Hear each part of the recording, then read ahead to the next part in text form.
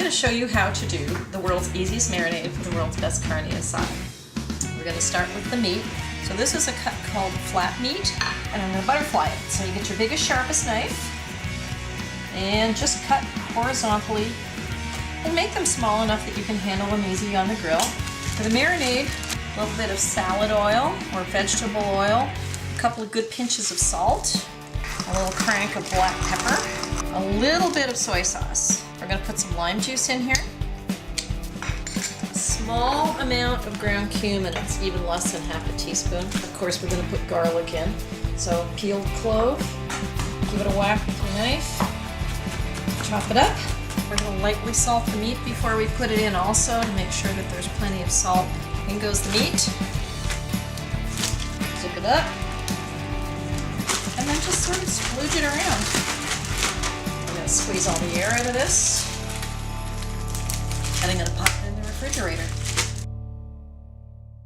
What we're doing is we are working with some flat meat today that I've marinated a little bit. I've got grilled tomatoes going that I'm going to make a killer salsa out of that I call salsa feo.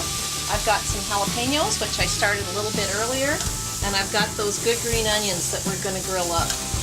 And when we're eating it, we're going to have it with cucumbers and radishes, a little bit of onion, and these little corn tortillas. So while this last couple of pieces of meat finish cooking, I'm going to heat up the tortillas. And I've got little street-size white corn tortillas here. So I'm going to cut up an avocado, pop it like that, open it up, sky open, and just peel it. So just think of the slices sort of being taco size. And then I always salt avocado very lightly. So let's go ahead and make our roasted tomato salsa in a molcajete. And I'm going to start out with a piece of fresh garlic that's been peeled and sliced. I'm going to put a pinch of salt in there. I'm going to grind up the garlic. And then I'm going to cut up the tomatoes a little bit. And then I'm going to go